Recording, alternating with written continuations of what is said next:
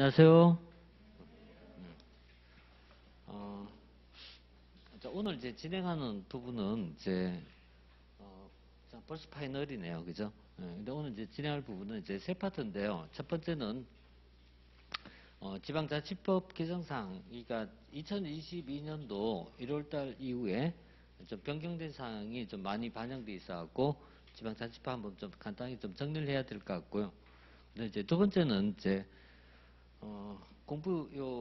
첫 번째 프린트 맨 마지막에 보면 체크리스트 있어요. 이거 보시면서 내가 이제 공부 빠졌던 파트가 어디냐라는 것을 좀 점검해 보시라는 의미에서 한번 그 체크리스트 한번 넣어봤거든요. 나중에 이거 이따가 이제 이거 해당된 파트에서 한번 더 말씀드릴게요. 그리고 나서 이제 기본 교재는 일단 이제 요 핵심 정리집까지 갈게요. 이 파트 지금 시점에 제일 보시던 거 보는 게 제일 좋아요. 뭐 특별하게 새로운 내용보다는 보시던 거 보시고 여기 있는 내용을 제가 다 얘기하진 않을 거예요. 이 중에서 이제 일부만 좀 골라서 좀 진행하도록 하겠습니다. 지방자치법 먼저 개정사항 볼게요. 이제 첫 번째는 2022년 1월 13일부터 시행됐던 지방자치법 개정사항이 있고요. 그 다음에 또 하나는 지난 4월 5일인가 주민투표법이 통과됐거든요. 그래서 이 통과된 부분이 4월 5일이면은 20일이니까 오늘까지 대통령이 이제 여기에서 제거를 해야 돼요. 제거를 하면은 공포하면 바로 효력 발휘하거든요. 근데 뭐 국회에서 이제 통과된 법률을 대통령이 거부권 행사할 것 같지는 않으니까 거의 시행될 것 같아요. 그래서 이거는 법제처 홈페이지 들어가도 안 나오고 국회 홈페이지에도 안 나오고 국회 법령정보에 보면은 통과된 법률에 대한 제한사항이 있어요. 그쪽 파트 보고 몇 개 좀 정리한 게 있거든요. 그래서 그 내용만 좀 이제 먼저 말씀드리고 들어가도록 할게요. 자, 먼저 이제 지방자치법 개정사항이 있어요. 주민요건에 대한 부분이 나와 있는데 쭉 보시면은 지방자치제도에 보면은 이제 주민발안제도가 있고 주민감사 청구, 주민소송, 주민투표, 주민소환 이런 것이 있어요. 근데 선거권은 이미 이제 2020년도부터 18세 이상으로 다 인하됐거든요. 인하란 말이 맞는지 모르겠네요. 그래서 19세에서 대부분 다 18세로 변경됐고 일부 남아있던 부분이 이제 좀 조금씩 이제 바뀌고 있는 중입니다. 그래서 현재 주민발안 중에 첫 번째가 조례개표 청구제도고요. 이미 이제 18세 이상으로 이제 변경됐고, 그 다음에 조례 말고 규칙에 대한 의견 제출권이라는 게 있어요. 그러니까 규칙에 대한 의견 제출권이라는 게 있고, 그 다음에 주민감사 청구제도가 있는데, 이 부분이 이제 18세로 역시 이제 변경됐고요. 참고로 이제 국민감사 청구가 있어요. 근데 국민감사 청구까지도 보셔야 돼요. 주민은 감사를 청구할 수 있죠. 주민은 감사를 청구할 수 있죠. 그러니까 기초자치단체에 관한 사항을 광역자치단체 또는 시도 또는 주무부 장관에게 감사를 청구할 수 있는데 그 청구의 연령이 이제 18세 이상으로 역시 변경됐고 다만 이제 국민감사 청구는 이게 국민은 감사원에 감사를 청구할 수 있어요. 국민은 감사원에 감사를 청구할 수 있는데 이 파트는 아직까지는 변경사항이 없어요. 다만 이것도 뭐 7월 이후에 바뀌는 건데 7월 이후에 바뀌면 현재 우리 시험하고 관련이 없으니까 뭐 이건 무시할 수도 될 것 같고요. 그래서 현재 바뀌지 않은 부분이 이제 국민감사 청구가 있고요. 그다음에 주민소송제도라든지 주민투표제도 바로 이 파트가 이제 이번에 변경된 사항입니다. 변경되었고 아직까지 공포가 되진 않았어요. 공포가 되진 않았지만 뭐 공포될 거로 봅니다. 그래서 원래는 오늘쯤 예상했는데 오늘은 아직 안 나왔더라고요. 그래서 아마 내일이나 모레쯤 되면 나올 것 같아요. 그래서 오늘 오후까지 이거 법 개정 나온 거 한번 뜨는가 보고 있었더니 아직까지 안 떠갖고 요즘 뭐 이쪽에 관심 두고 있지 않을 것 같아요. 지금 뭐 정권이 이제 교체기라고 좀 뒤숭숭한 부분도 있을 것 같고. 자, 그 다음에 국민투표는 이제 아직까지 변경이 없어요. 근데 이거는 우리 시험에 안 나오기 때문에 신경 안 쓰셔도 됩니다. 그래서 이거는 무시하셔도 되고. 그 다음에 주민소환에 대한 부분이 있는데 이것도 지금 국회 계류 중이거든요. 계류 중이라면 국회에서 심의하고 있다 이런 얘기가 되거든요. 근데 국회의원 입장에서 우선순위가 떨어지다 보니까 조금 좀 밀리고 있는 것 같아요. 그래서 현재 이제 19세 이상은 딱 이럴 것만 하나, 요것만 있다 이렇게 두세요. 현재 다 18세로 변경됐고, 다 18세로 변경됐고, 딱 하나 주민소환만 아직까지는 변경 전이다라고 보고요. 이거 가지고 시험 문제 내지는 않을 것 같아요. 어차피 지금 현 시점에서 이걸 가지고 시험 내기는 좀 어려울 것 같고, 어쨌든 요거 빼고 나머지 전부 다 5월 18세로 이렇게 보십시오. 5월 18세로 보십시오. 그래서 어떻게 보면 정리하기 좀 편하다라고 보시면 돼요. 그래서 나이에 대한 부분 이제 신경 안 써도 되고요.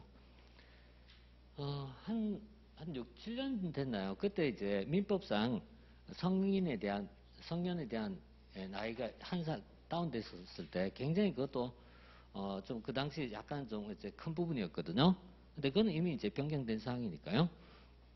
그래서 현재 이제 참정권에 대한 문제는 다 18세 일단 이렇게 보겠습니다. 자, 그 다음에 참고로 이제 국가제도와 지방제도 잠깐 좀 비교해서 볼게요.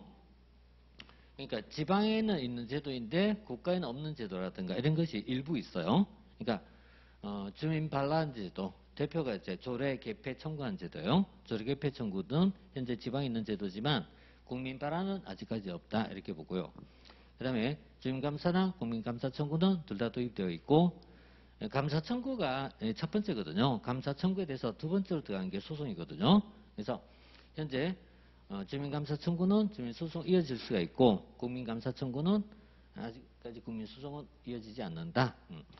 그 다음에 두 번째는요, 세 번째, 주민투표에 대한 부분도, 국가에서는 국민투표로 있지만, 딱한 이제 없는 것이 이제 바로 주민소환에 대응하여 국민소환 제도는 없다. 그래서 현재 없는 제도 이렇게 물을 때는요, 자, 현재 국민반환은 없다. 그 다음 두 번째, 국민소송도 없다. 그 다음에 세 번째, 국민소환제도도 없다. 이 세 가지만 없다. 이렇게 보시면 돼요. 그리고 이거 제외하고는 지방과 국가의 제도는 동일하다. 이렇게 보세요. 자, 이런 부분이고,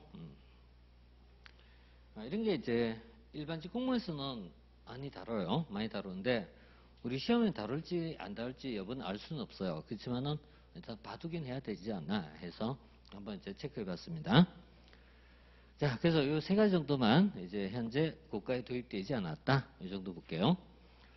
자, 그 다음에 이제 주민감사 청구에 대한 부분이 이제 지난번에 이제 변경되면서 청구 연령뿐만 아니라 뭐 서명 인원이라든가 이런 것까지도 조금 이제 완화된 추세를 가고 있어요. 그러니까 과거에는 이게 좀 까다롭게 돼 있었던 부분을 좀 더 완화시켜 갖고 현재 300명, 200명, 150명 이렇게 서명 인원 자체가 좀 줄었고, 청구 시효라는 게 있어요. 언제까지 청구할 수 있냐 이런 건데, 청구 시효도 한 3년 연장이 돼 갖고 현재 변경되었다라는 거.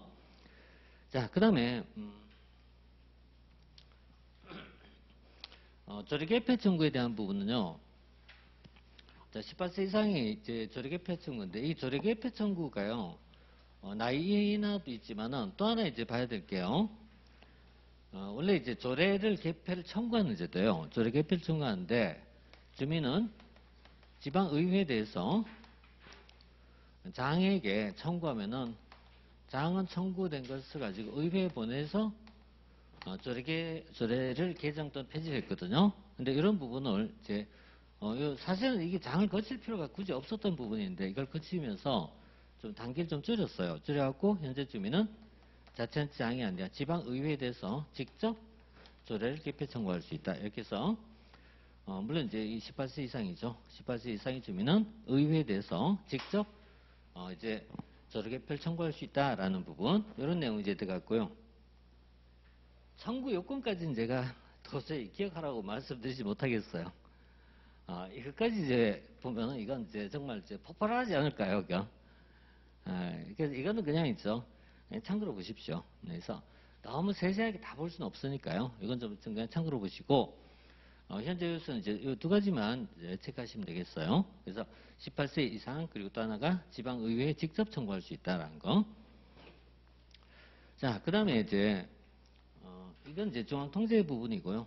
이건 이제 지나갈게요. 중앙통제에 대한 부분은 뭐, 뒤쪽에 가서 좀 얘기할게요. 그 다음에, 지방세법에 대한 것까지도요. 이것도 이제 지방세법에서 뭐 바뀐 게 아주 소폭이라 갖고요. 너무 중요한 건 아닙니다. 이거는 현재 이제 지방소비세가 있어요. 지방소비세인데요. 지방소비세에서 25%, 25.3%까지 이걸 이제 세원 공유 방식이라 부르는데 뭐냐면 이런 거예요. 우리가 부가가치세가 있잖아요. 부가세는 물품 가격에 대해서 10%를 우리가 이제 소비자가 부담한 걸 부가가치라고 부르죠. 부가가치세. 보통 기업하는 사람들 제일 부담된 것 중에 하나가 바로 이 부가세입니다. 근데 부가세는 이제 무조건 이제 물품 가격이 10%거든요.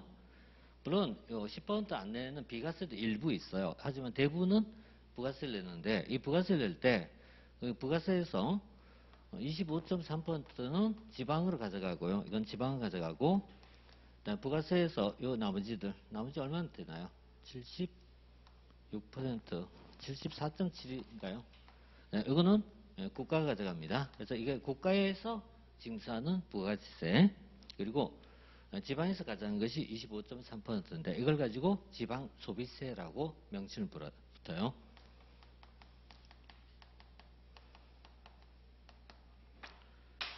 자, 이 앞에서 이제 여러분들 뭐 커피 한 잔 마시면은 커피 이제 두 분이서 커피를 마셨어요. 커피 마시면은 10,000원 나왔다고 칠게요. 10,000원 나왔다고 치면 그 중에서 얼마일까? 10,000원 중에서 10%니까 그죠? 1,000원은 부가가치세예요. 그럼 1,000원이 세금이거든요. 1,000원이 세금인데 이 1,000원의 세금을 그 세금 1,000원 중에서 747원은 국가가 가져가고 그 다음에 253원은 누가 한다? 지방이 가져간다. 이렇게 보시면 돼요. 이게 이제 부가세, 그래서 이걸 우리가 세원 공유 방식이라 불러요. 똑같은 세원을 가지고 국가 지방이 같이 나눠 가진다 이런 얘기예요. 자, 이런 것을 이제 부가세 개념이고요. 그 다음에 이제 하나 더 이제 볼게요. 아까 잠깐 얘기했던 주민투표에 대한 문제예요. 주민투표. 이 주민투표에 대한 부분은 이제 변경됐던 사항인데요. 이 주민투표법의 변경사항이 이제 사실 두 가지가 중요합니다. 첫 번째는 아까 본 대로 18세로 이걸 이제 청구 연령이 인하됐던 케이스고요. 그 다음에 지금 보시다시피 4월 5일 국회를 통과한 것이기 때문에 아직까지 공포된 건 아닙니다. 공포된 건 아닌데 그 영상으로 볼 때쯤 된 공포됐을 거라고 생각합니다. 근데 이 국회 통과했던 거고요. 그 다음에 이 종전에는 이것을 조례로 정한 사항이라는 이 한정된 부분이 있었어요. 근데 지금은 그런 개념 자체를 없애버렸고요. 그 다음에 이제 사실 이거는 그렇게 중요한 게 아니에요. 뭐가 중요하냐면 바로 이 파트입니다. 오세훈 시장이 있었을 때 무상급식 조례가 그 당시 있잖아요. 무상급식 조례에 대해서 참 이제 트러블이 많았거든요. 그래서 그 시장 재직 시에 주민투표 붙였는데 문제는 3분의 1에 미달하여 투표함을 열지 못했어요. 이게. 그래서 이제 부결됐던 케이스가 있었거든요. 근데 이제 주민이 3분의 1이 투표에 참석한다는 건 쉬운 일이 아니거든요. 현실적으로 보면 굉장히 어려운 일입니다. 그래서 이게 실효성의 문제가 계속 끊이지 않았었던 파트예요. 그래서 이걸 3분의 1이라는 요건에서 이제는요 4분의 1 요건으로 완화시켰어요. 사실 우리나라도 뭐 요즘 대선 빼고는 뭐 투표율이 70% 나온다, 80% 나온다 거의 어렵거든요. 현실적으로는. 그러니까 지방선거에서는 거의 나오지도 않고요. 특히나 주민투표 같은 경우에는 33% 도달하는 것도 쉽지가 않거든요. 그래서 이 부분을요 완화시켰고 그럼 25% 이상이면 되겠지, 그죠? 그래서 여기 투표에 참석하고 그 다음에 또 하나는 이제 종전에는 3분의 1이 미달할 때는 투표함 자체를 열지는 않았어요, 아예. 근데 지금은 미투표 시에도 일단 개표하자라는 쪽으로 바뀌었습니다. 그래서 이 부분이 이제 최근에 이제 주민투표법 개정사입니다. 그래서 여기 두 가지만 일단 이해하십시오. 하나는 18세로 모두 통일되었다 이렇게 보시고 두 번째는 3분의 1에서 4분의 1로 역시 이걸 완화시켰다라는 거. 그래서 좀 현실적으로 좀 돌아왔다 이렇게 보시면 되겠죠. 자, 이렇게 해갖고요. 뭐 지방자치법에 관한 사항들, 이렇게 좀 이제 변경사항들 좀 봤고요. 그 다음에 이제 프린트 그 마지막 페이지 보면요. 체크리스트라고 하나 있을 거예요. 체크리스트 있는데, 요거 뭐냐면은, 행정학도 좀 쪼개갖고요. 중요한 부분, 중요하지 않은 부분. 그 다음 두 번째는, 중요하더라도 우리 시험에 출제되지 않았던 부분, 요거 좀 제가 이제 좀 정리해 봤습니다. 그래서 요 파트는 나중에 이제 외워가는 방법은 두 가지 하시면 돼요. 하나는 우리 문제집에서 해당된 파트가 아니라 취약한 파트를 좀 더 보강해서 푸는 방법 하나 있고, 아니면 기본서나 요약 정리집 가지고 해당된 파트 좀 보강하거나 이렇게 해갖고 본인한테 약한 파트를 좀 더 집중적으로 좀 정리하시라 이런 얘기입니다.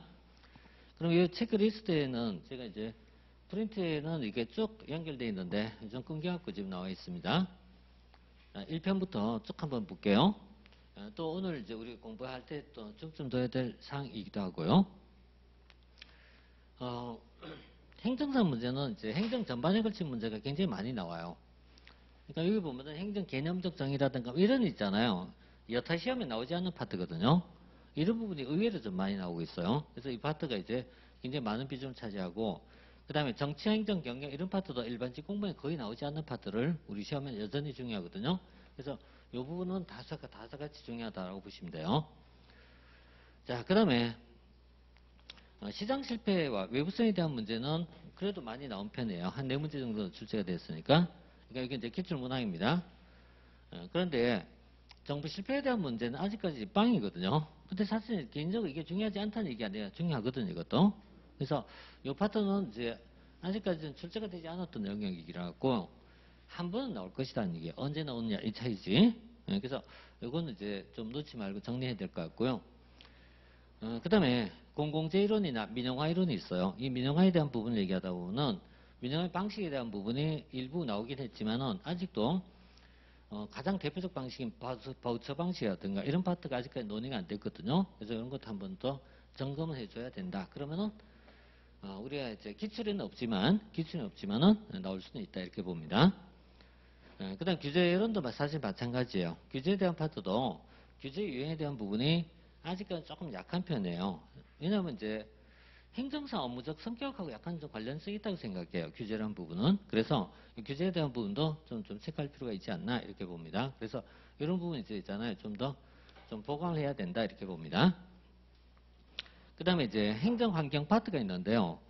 환경이라는 파트에서는 뭐 포스트 모델 한번 나온 적은 있어요. 근데 개인적으로 이거 보실 필요 없다. 아예 뭐 무시하십시오 그냥. 이거 아예 무시하시고. 체크 1, 2는 나중에 이제 체크하시라는 얘기입니다. 그래서 공부했다 안 했다 이렇게 체크하시라는 얘기예요. 자, 그 다음에 행정 이념 파트는요. 보시다시피 굉장히 많이 나왔죠. 그죠? 그러니까 이 행정 이념 파트는 우리 시험에서는 참 있죠. 계속 반복적 나오고 그것도 아주 고전적인 거. 뭐 예를 들어서 효과성이라든가 뭐 이런 알 수 있잖아요. 고전적 문제도 좀 나왔거든요. 근데 그런 고전적 문제는 사실은 이제 중요성이 높지는 않아요. 이보다는 있잖아요. 공익, 그 다음에 형평성 이런 파트가 사실 중요하거든요. 그래서 공익이라든가 형평성 이런 파트가 중요한데 이건 이제 나중에 좀 점검해 봐야 됩니다. 그 다음 이제 또 하나 이제 놀라운 게 행정이론사입니다. 행정이론사를 얘기할 때 행정이론에 보면은 과학적 권리론, 인간관계론, 행태론, 신행정 이런 영역이 참 많이 나왔어요. 더 많이 나온 거는 신공공관리론, 뉴거번스 신공공서비스라는 최근 행정이론입니다. 이 파트가 보다시피 어때요? 압도적으로 많이 나왔죠, 그죠? 그래서 이쪽이 굉장히 이제 중요한 영역이라고 보시면 되겠죠. 그래서 여기 쪽은 놓치지 말고 좀 정리해야 된다 이렇게 봐요. 그 다음에 신제도주의는 아직까지 많지는 않아요. 2문제에 불구하고 이거는 뭐 우리가 오늘 수업에서는 아예 빼버릴 겁니다. 이거는. 그래서 1편에서 이제 계략도 한번 이제 점검해 봤습니다. 자, 그 다음에 2편 정책학에 들어가면요. 정책학에서는 역시 정책 유형론입니다. 유형론 파트가요. 이 중에 하나 볼 수 있겠죠, 이거. 정책 유형론은 빠짐없이 나오는 것이니까요. 그 다음에 참여자나 네트워크도 어느 정도 보셔야 돼요. 이것도 어느 정도 보셔야 되고요. 그 다음 의제 설정에서는 뭐 그렇게 많이 나올 게 없어요. 의제 설정은 이 나중에 보면은 의제 설정 모형, 이론적 모형이라고 있어요. 이게 있고요. 그 다음 또 하나가 무의사결정인데요. 무의사결정 아직까지 역시 미출제 영역입니다. 그래서 역시 대표적으로 이런 것도 나올 수 있는 예상이라고 생각합니다. 그 다음에 정책 분석론에서는 비용 편입 분석 역시 아직까지 한 번도 나온 적이 없어요. 이것도 나온 적이 없어갖고 개념 정도만이라도 좀 짚고 가야 되지 않나 이렇게 봐요. 그 다음에 정책 결정이론은 뭐 보시다시피 정책에서 가장 많이 나온 파트죠. 그래서 정책 결정이론 가장 많이 나온 파트인데요. 이거는 이제 전반적으로 다 정리해 줘야 돼요. 그래서 대표적으로 합리, 점증, 그 다음 회사 모형, 최적 모형, 그 다음에 앨리스 모형, 쓰레기통 모형, 공공선택이론 이렇게 해서 이거 꼭 정리해 줘야 됩니다. 보시다시피 중요한 부분이죠. 그 다음에 정책 집행 파트는 기본 사항은 다 나왔지만 역시 나카무라스 모드가만 안 나왔어요. 그래서 이것만 안 나왔고, 그 다음에 정책 평가에 보면 이제 정보 업무 평가 파트가 역시 안 나왔어요. 근데 이게 일반직 공무원에서는 굉장히 많이 나온 파트예요. 그래서 이런 것도 좀 정리해줘야 된다라고 봅니다. 자, 그래서 여기는 이제 미출제 영역 중에서 우리가 좀 색깔 사항들 좀 중심을 봤어요. 이렇게 봤고요. 그 다음에 자, 조직론에 가면은 조직론에서는 약간 애매한 것 중에 하나가 동기부여 이론인데요. 동기부여 이론은 그러나 중요합니다. 우리가 이제 동기부여 이론은 이제 기출문제를 쭉 분석해 보면은 헐츠버그 이론을 주로 많이 물어요. 거의 이쪽을 집중적으로 물었지만 사실은 이제 메슬로라든가 브룸이라는 사람 기대 이론 이것도 굉장히 중요한 파트거든요. 그래서 이런 파트 이제 빼지 말고 보자 이런 얘기예요. 그 다음에 거시조직으로는 그냥 개인적으로 빼버리겠습니다. 빼버릴 거예요. 뒤에 가서 얘기할 때. 그 다음에 조직구조에서 구조변수하고 조직 유형이 있어요. 여기 보면은 민츠버그와 데프트라는 학자가 주장했던 5가지 또는 7가지 조직 유형이 있어요. 이거 이제 정리 좀 해줘야 되거든요. 그중에 특히 중요한 게 매트릭스 구조, 사업 구조 이런 파트예요. 그래서 이런 부분이 상대적으로 좀 더 중요하다라고 봅니다. 그 다음에 관리제 이론은 거의 모든 문제가요. 관리제 병리에 집중되어 있어요. 관리제 병리. 그래서 뭐 비개인성 이런 것들 이런 게 이제 나왔던 부분이고요. 그걸 조금 더 나올 수 있습니다. 그 다음에 정부 조직에 대한 파트도 의외로 좀 많은 편이긴 합니다. 그래서 뭐 책임 운영 기한이라든가 이런 것도 좀 체크해 줘야 되겠고요. 그 다음에 우리 또 가장 이제 큰 특징이 바로 전자정부예요. 전자정부인데 전자정부가 무려 한 8문제 정도면 거의 매 시험에 나왔다는 얘기잖아요. 그러니까 우리가 이게 9회까지 시험 중에서 8번 나왔으면 다 나온 거 아니겠어요? 그래서 뭐 전자정부는 어쨌든 이제 좀 봐줘야 된다 이렇게 봅니다. 자, 그 다음에 인사제도에 가면요. 인사제도는 보시다시피 이 앞쪽에 다 집중되어 있어요.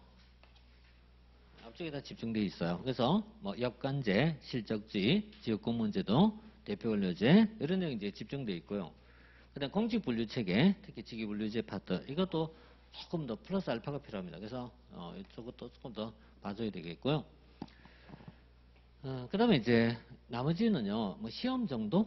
임용이라는 형태를 좀 묻는 편이에요, 임용이라는 부분에 좀 많이 묻는 편이고, 시험은 아직까지 출제가 되지 않았어요.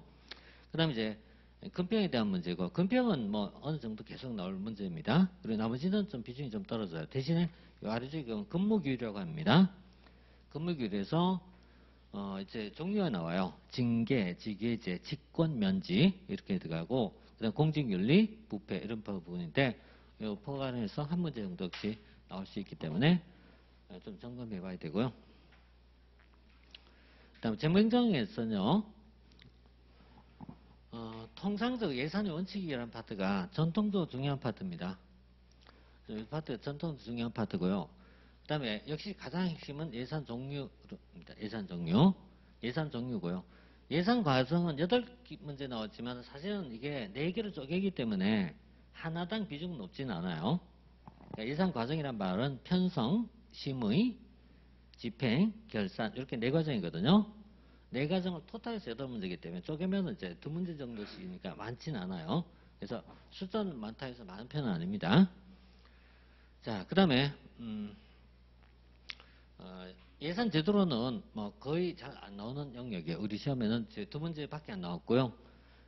향후에 다음 시험에 나올 수 있다면은 유력한 문제가 이 2가지라고 봐요. 2개는 유력하다고 봐요. 그래서 PBS 성과주의 예산하고 그다음 또 하나가 CBS라는 자본 예산이 있어요. 이 파트가 상대적으로 이제 그다음 중요하다라고 봅니다.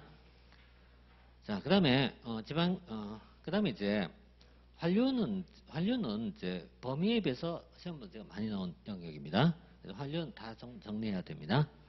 다만 개혁이란 파트는 뭐 뒤에 가서 보면은 세 가지밖에 없어요. 사실은 접근 방법하고 저항 극복 두 개밖에 없어요. 이게 그러니까 여기는 뭐 접근 방법, 저항 극복 이 두 가지만 있어갖고요. 정리하는 게 어렵지 않습니다. 이거는 그래서 이거는 점수 받을 수 있는 영역이기 때문에 이거는 이제 우리가 이제 좀 중요하다고 생각합니다. 그 다음에 이제 지방행정은요, 보시다시피 딱 보는 게요, 어디 있냐, 자치권에 대한 파트하고요, 여기거든요. 재정론이거든요. 지방재정론. 재정론 자체가 압도적으로 나오고 있죠.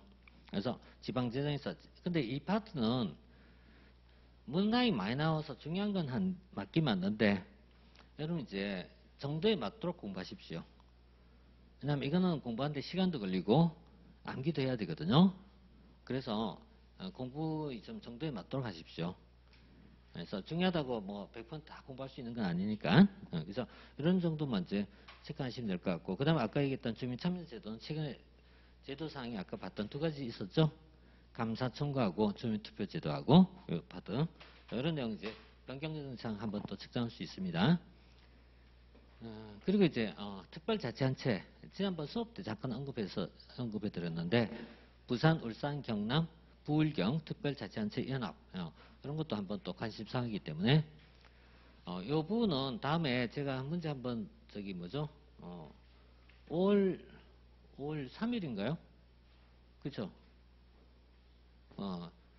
동영 모의고사 개강하는 게 5월 3일이죠. 그때 국가직 문제 한번 다뤄보도록 할 겁니다. 자, 그래서 빠지는 부분은 나중에 이제 뭐 모의고사 형태에서 좀 더 보충하도록 하고요. 자, 전체적으로는요 이렇게 이제 구도를 좀 잡고 가도록 할게요.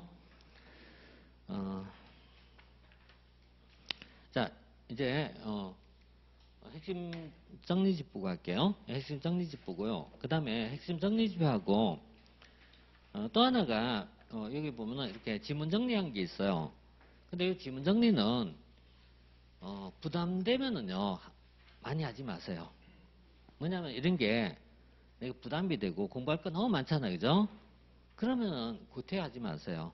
그리고 저도 있는 거 다 풀지 않고 그냥 일부 몇 개 정도만 싹싹 풀어가고 갈 거예요. 근데 이런 부분은 OX가 훨씬 더 어려워요, 사실은. 사지선단, 오지선단은 그 안에서 골라내면 되지만요. 오지선단은 맞다 틀렸다가 즉답 판단을 내리니까 되게 더 어려워, 이게. 근데 이게 있잖아요. 읽다 보면 소화 안 되는 지문이 있을 거예요. 소화 안 된 지문 아예 빼버리십시오, 그냥. 그 다음에 원래는 밑에 이렇게 답을 전 달지 않거든요. 답을 원래는 안 다는데 지금 답 밑에 다 달아놨어요. 왜냐하면 지금 시점에 또 뭐 옆에 답지 갖다 놓고 뭐 이렇게 하는 그 분이 아예 그냥 뭐 한번 보시라고. 예, 그래서 뭐 방법 중에 하나는 있잖아요. 답 따로 놓고 공부하는 것도 하나의 방법입니다. 공부에 뭐 순서가 어디 있습니까? 오른쪽 왼쪽이든 무조건 닥친 대로 해야죠 뭐. 그래서 지금은 좀 시간 좀 절약하라고 그냥 밑에 답 달아놨으니까 이거 보시고 하셔도 됩니다. 상관없습니다. 상관없습니다. 그래서 이렇게 좀 지문 정리하면서 왜냐면 이게 이론만 딱 요약하면요 좀 알 것 같긴 한데 그게 딱 있잖아요. 그까지예요. 알 것 같다는 얘기지 실제 문형화 했을 때는 또 맞춘다는 보장하고는 또 별개의 문제거든요 이게. 그래서 이제 해당되는 파트 정리하고 바로 문제 빨리 보고 이렇게 하는 게 사실 제일 효과적입니다.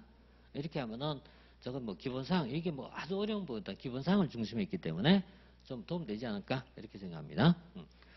자, 이 정도 이제 하고요. 앞에 이제 서로는 좀 많이 해갔고요. 좀 본론 들어갈 시간이 좀 많이 부족한데 자 어쨌든 뭐 나가도록 하겠습니다.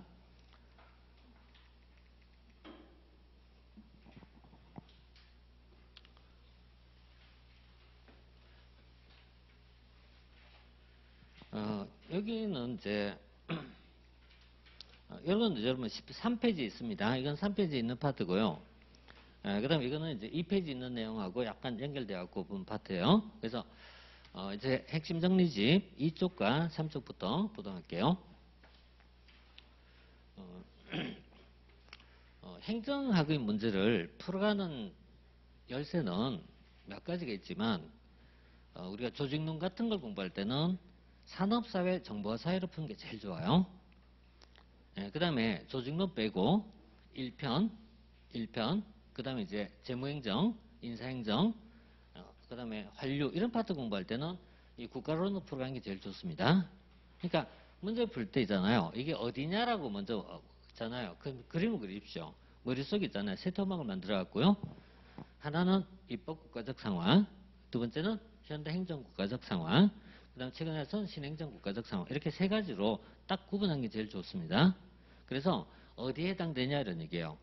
사실 행정의 본질이 뭐냐 물으면은 최근에 가장 큰 20세기 행정의 본질은 시장과 정부 중에 무엇이 더 바람직하냐 이거 가지고 계속 논의한 거거든요. 시장에 의한 것이 중요한지 정부가 중요한지 이걸 얘기하는데 시장을 강조하는 입장, 이것이 근대 입법국가적 상황이고 자유를 중시하고 시장을 중시하는 입장입니다. 그런데 문제는 근대 입법국가적 상황이 시장 실패가 나오니까 다시 바꿨으면 경제공황이죠. 경제공황과 시장 실패가 존재하니까 이제는 현대행정국가적 모습으로 나오게 되었고 현대행정국가는 복지를 중시한다. 복지국가적 개념. 그래서 이른바 큰 정부 개념이 나오게 되고요.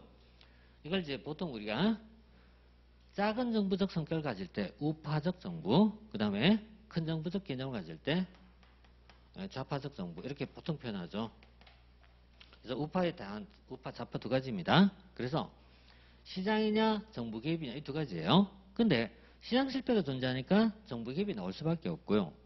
그럼 정부 개입이 이제 또 다른 문제가 있다. 이게 바로 뭐예요? 정부 실패죠. 그래서 이 정부 실패가 나오게 되는데요. 이 정부 실패가 나오는 시점이 1980년대 이 당시 여러 가지 상황이 이제 결합이 돼요. 그 중에 하나가 유가 파동의 문제 또는요 뭐 불확실성의 증가 이런 것과 연결되거든요. 또 이제 뭐 정보 사회 도래 이런 것들 이런 것이 결합되면서 80년대 이후를 우리가 이제 신행정 국가 뭐 이런 식으로 표현하고 이 신행정 국가에서는 여러 가지 방향이 있어요.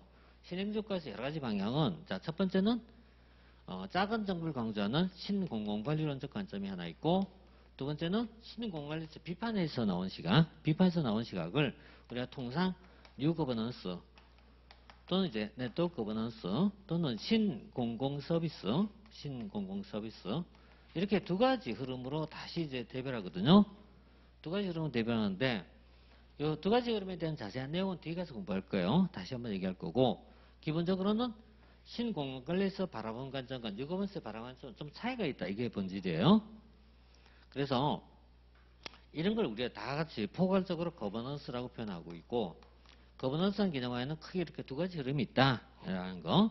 두 가지 흐름이 있고 신공공관리로는 정부를 혁신하자. 이런 가장 기본이 정부 혁신이죠. 정부를 혁신해보자라는 관점. 그러니까 세계 행정이 이런 다 뭐 때문에 나왔다? 정부 실패 극복입니다. 정부 실패 극복. 정부 실패 극복이라는 관점 하에서 이렇게 거버넌스를 이제 주장하면서 거버넌스에서는 두 가지 서로 다른 방향이 있다라고 보는 시각이에요. 하나는 정부 혁신을 통한 문제 해결, 또 하나는 바로 이제 시민주의의 바탕을 둔 공동체주의의 바탕을 둔 개념들, 공동체주의에서 바탕을 두고 네트워크를 통해서 문제를 해결하자라는 두 가지 관점. 두 가지 관점이 이제 가장 이제 주된 내용입니다. 자, 일단은 딱 이제 선을 딱 긋고 갈게요. 선을 딱 긋고 하면 어때요? 근대 입법국가, 그리고 두 번째 현대행정국가, 그리고 최근에 신행정국가. 일단 이렇게 딱 세 개의 선을 긋게요. 세 개의 선을 끄면은 여기에 관련된 내용들을 이제 우리가 첨가했을 때요.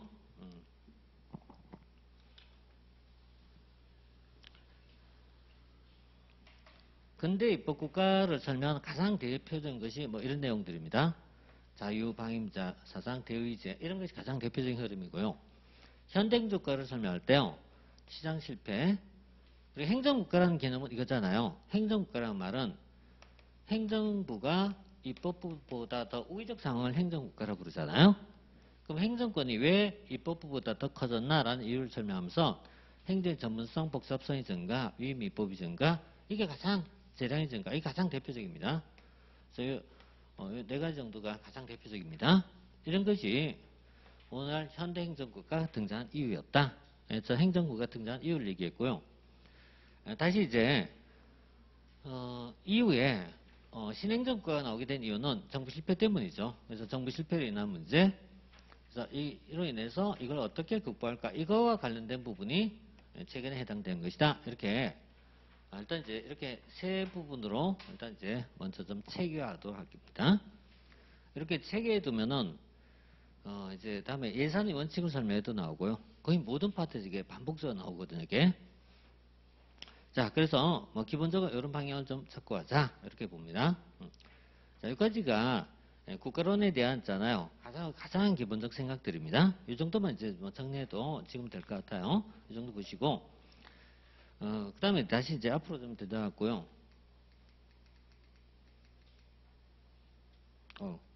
만들어갔습니다. 이거는 제가 다 풀진 않을 거예요. 풀진 않고 그냥 몇 개지만 이제 약간 이제 맛배기로 한번 볼게요. 맛배기로. 자, 이거는 이제 옆에 두 개 같이 놓고 보십시오. 지금 요약집하고 그 다음에 요 문제 파트하고 같이 놓고 보세요. 행정학에서 정부란 말은 주로 뭘 말하냐 물으면 주로 행정부를 얘기합니다. 그렇지만 때로는 정부를 행정부를 얘기하지만 그렇지만 때로는 행정부가 아니라 입법부, 행정부, 사법부 다 지칭한 경우도 있어요. 그래서 보통 좁은 의미로는 행정부만을 얘기하고 좁은 의미로 행정부만 얘기하고 넓은 의미로 얘기할 때 모두 다 포함합니다. 자, 국가와 정부는 똑같은 말은 아닙니다. 이건 당연히 아니고요. 자, 그 다음에 또 이런 거죠. 시민혁명과 자연권 사상을 토대로 성립했던 입법국가는 국가로부터 시민의 자유를 강조하여 자유국가로도 불리우며 시장에 대한 정부 개입이 증대와 복지정책 시행으로 정부 기능 팽창에 큰 정부를 지향하였다. 예. 자, 여기서 여기까지 맞는 편입니다. 여기까지 맞는 편이고요. 입법국가는 자유국가로 불린다 이런 얘기예요. 이렇게 보고 그 다음에 그다음에 이제 시장에 대한 정부 개입이 증대와 복지정책 시행으로 정부의 기능이 팽창해 큰 정부를 지향했다. 뭐 문제에서 하나 빼버렸네요. 이게 근대 입법국가라 이렇게 써야 되는데 하나 빼버렸네요.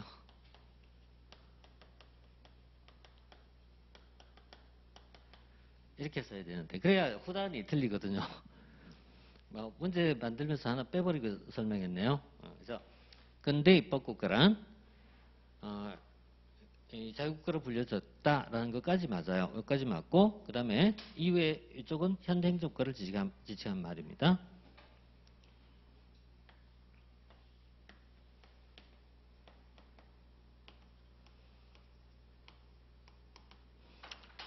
자, 그래서 앞에 이제 글자 좀 넣어주세요. 예, 그래서 근대 입법국가란 이렇게 해야 문장이 되겠습니다. 자, 이렇게 이제 보고요. 그 다음 또 볼게요.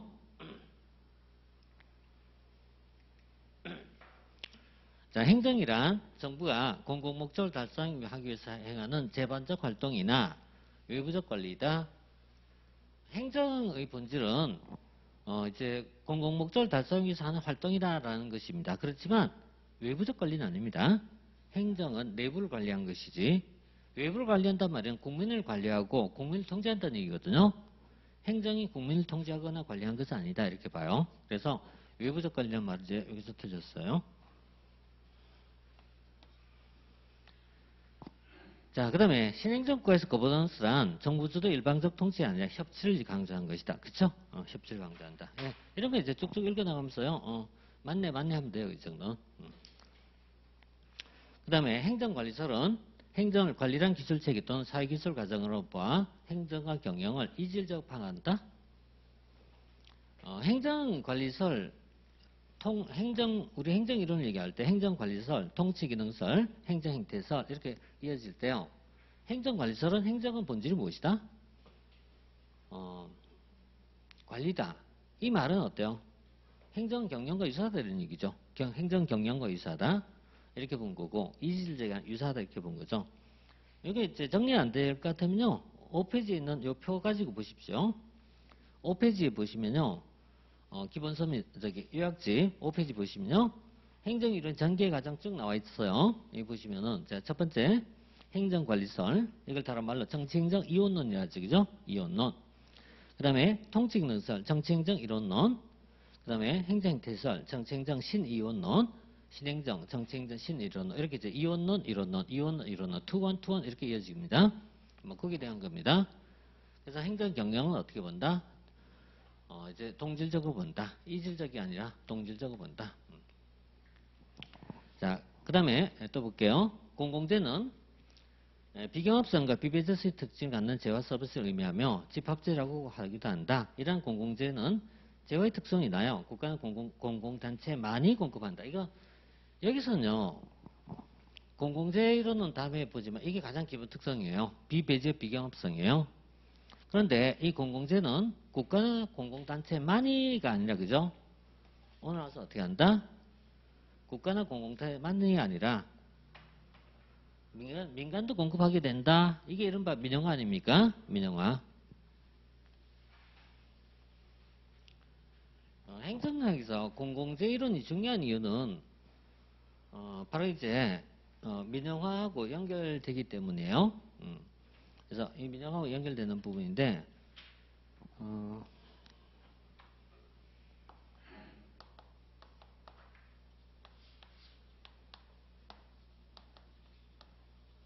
행정은 뭐냐면 정부의 활동이죠. 행정은 정부 하는 활동인데요. 정부 하는 활동 구체적으로 뭘 말하냐면 두 가지죠. 첫 번째는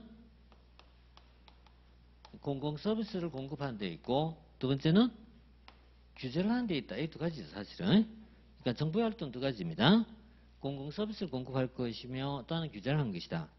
이때 공공 서비스를 또 확장을 시키면 이 안에 유사한 여러 가지가 있죠. 그 중에 하나가 공공재, 또 요금제 이런 식이죠. 그 다음에 뭐 공유제, 또 이제 사적제, 민간제 이렇게 다시 나눠지죠. 그런데 이와 같은 것을 누가 하는 게 원칙이냐, 누가 공급할까 이런 문제잖아요. 그래서 공급이 문제죠. 이건 누가 할까 이런 문제죠. 이때 공공재는 전통적으로 누가 하는 것이 원칙이었다? 정부 하는 게 원칙이었잖아요. 정부가 원칙이었는데 오늘 와서는 이게 어떻게 하자? 정부가 할 것이 아니라 민간도 하자 이거 아닙니까? 그래서 오늘 와서는 정부가 할 것이 아니라 민간도 하자 이렇게 얘기하면요. 이게 이른바 뭐예요? 민영화 되겠죠. 민영화. 그래서 이 민영화의 길로 가게 되었다 이렇게 보는 거. 참고로 요금제는 누가 주로 공급할까요? 요금제는 주로 요금제는 그럼 다시 뭐냐 이렇게 들어갈 거 아닙니까? 전기, 가스, 수도 이런 거잖아요. 이건 주로 누가 공급한다? 공공기관이죠. 공공기관, 공기업이죠. 주로 공기업에 의해서 공급하는 것이다. 이런 식으로 그죠? 이렇게 보고요. 민간제는 원칙적으로 민간에서 공급한 게 원칙입니다. 그렇지만 민간제도 정부가 공급할 수는 있다. 그래서 민간제 중에 여러 가지 있죠. 그 중에 하나가 가치제는 누가 한다? 정부가 공급한다. 이건 정부가 공급한다. 이런 것이 기본 개념입니다. 그래서 공공재라는 개념은 일단 기본적 성격은 비배제 비경합성에 있는 것이고요. 이것은 국가나 공공단체만 공급하는 방식에서 최근에 와서는 어때요? 민영화가 넓어지고 있는 영역이다. 이렇게 분산되는 거죠. 자 이렇게 해서 자 이제 사실 뭐 6번 하나만 가지고도 이렇게 풀면은 이제 오늘 이제 질문 한 30개 하면 끝날 것 같아요. 근데 이렇게 하면 안 될 것 같고 좀 더 빨리 가야죠. 자 7번은요. 공사행정은 목적 달성을 위하여 사용한 수단이 다르다. 이건 어디서 나올까요? 행정과 경영의 유사성 차이점. 행정 경영은 유사점도 있고 차이점도 있다. 그럼 행정 경영 유사점이 뭐가 있고 차이점 뭐가 있을까? 자 여기서 유사점 세 가지입니다. 기억할 사항입니다. 자 17쪽에 보시면 있어요. 7쪽. 7쪽에 가면은 이제 행정 경영 유사점 차이점이 있어요. 7쪽 7페이지. 자 7페이지에 보면요. 유사점이 속한 세 가지가 있어요. 자 이건 이제 자 세 가지 반드시 기억해야 됩니다. 첫째 관료제적 성격, 두 번째 수단성, 세 번째 관리기법의 적용성. 이 세 가지. 자 여기 이제 기본적 유사점 세 가지 기본적으로 이건 정리해야 됩니다. 그래서 관료제적 성격, 그 다음에 두 번째 수단성, 그리고 세 번째 관리기법의 적용성. 이런 것이 가장 기본적 차이 유사점 7페이지 하단에. 예. 예, 그 다음에 차이점 워낙 많아갖고, 그죠? 그러니까 일단 유사점 정도 기억한 게 필요하겠죠? 자, 행정 경영은 유사점이 있다. 뭐가 유사점이 있다? 수단이란 성격의 유사점. 따라서 다르다가 아니고 수단은 같다. 자, 수단은 같다. 수단성. 자, 자, 그 다음 8번은 지나갈게요. 현대행정 관리는 환경을 뭘로 본다? 상수의 변수로 본다. 그 다음 9번 현대행정 국가에서 행정 기능과 권한이 강화된 국가로서 시장 실패와 도시 성장으로 인한 도시 문제 증가를 원인을 볼 수 있다. 행정 국가가 등장한 이유는 여러 가지가 있어요. 여러 가지 있는데 행정 국가는 뭐라고 정의한다? 기능과 권한이 강화된 국가를 얘기한다. 행정 국가이고요. 그 다음에 나오게 된 이유는 시장 실패, 도시 문제 증가 이런 것이 대표적 이유입니다. 자, 맞죠?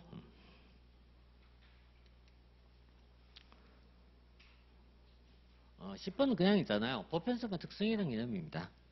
우리가 이제 다른 나라 문화를 다른 나라 이론을 도입한 이유는 다른 나라의 이론을 도입한 이유는 바로 보편성과 특성을 모두 고려하기 때문에 이렇게 봐요.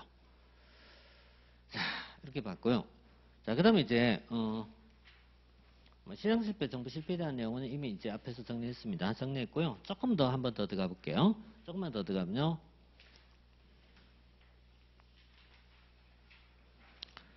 우리 요약집은요. 15페이지 갈게요. 15페이지. 자, 15페이지 가면요. 시장 실패의 원인과 정부 실패 원인이 있어요. 그 원인에 속한 것을 이렇게 이제 한 5가지, 6가지 정도 보통 들고 있는데 이게 두 개가요. 비교하기 때문에 의미가 있어. 비교할 때. 자, 시장 실패 원인은 시장에서 독점이나 과점이 존재하기 때문에 시장에는 정보의 비대성이 있기 때문에 그 다음에 글자가 너무 약해졌네. 공공재의 존재로 인하여 그다음에 외부 효과 그 다음에 이렇게 보고요. 그 다음에 정부 실패는 정부의 독점성이에요. 그러니까 시장의 독점이 아니라 정부의 독점성이고요. 정부의 독점성이 뭘 가져왔다? 라이벤슈타인 X 비율성을 가져오게 되었다.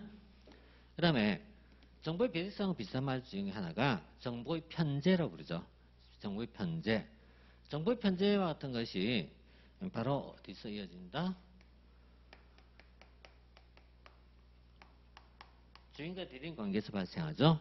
그래서 국민에 비하여 관료가 더 많은 정보를 가지고 있고 이런 더 많은 정보가 있기 때문에 대리인 관료가 우월하지 않고 공익을 추구하지 않고 관료가 뭘 추구하더라? 자신의 이익을 추구하더라.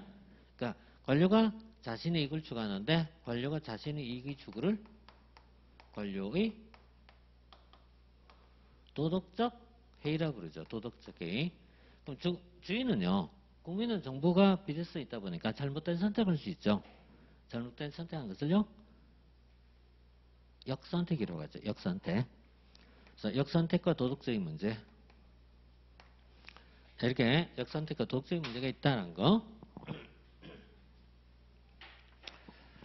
그 다음에 이제 외부성하고 비교한 것 중에 하나가요. 파생적 의부가 개념 정의 필요합니다. 파생적 의부가라는 말은요. 의도하지 않은 부작용이죠. 의도하지 않은 부작용. 비의도적 부작용. 그래서 의도하지 않은 부작용.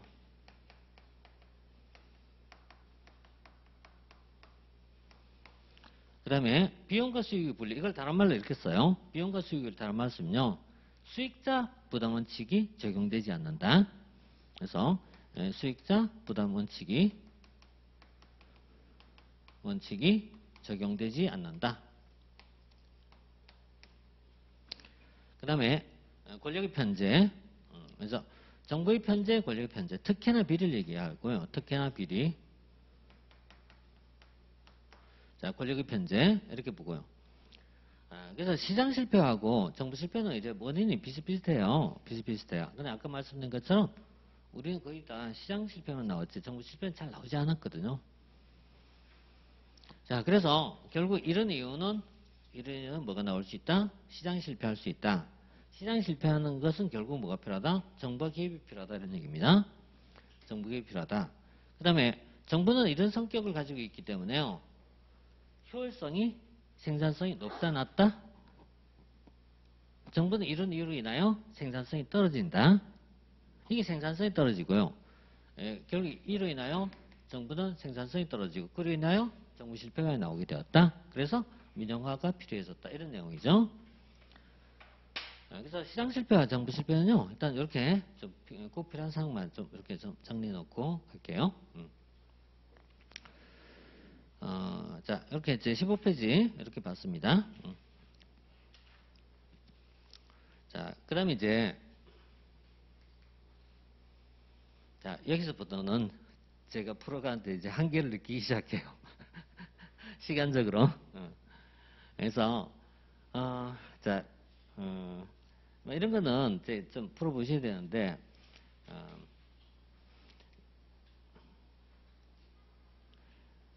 그러니까 있잖아요. 만약 이런 내용들을 풀다 보면요.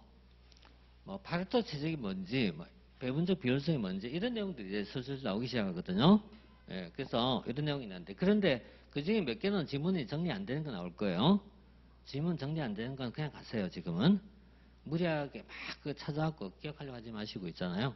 형광펜을 짝짝 꺼가면서 괜찮은 지문만 챙기고요. 예, 뭐 말하자면 이 중에서 370개나 돼요. 이거 다 못 챙겨요. 그러니까 형광펜은 좋은 것만 딱 챙겨 두시고 나머지는 그냥 버리세요. 그냥 버리시고 꼭 필요한 것만 가져가십시오. 들어온 것만 가져가시라는 얘기예요. 들어온 것만. 들어오지 않는 거 절대 하지 마세요. 지금. 그래서 이렇게 이제 쭉 보시고요. 자, 그다음에 이제 공공재 이론 들어갈 차례입니다. 잠깐 쉬었다 하겠습니다. 근데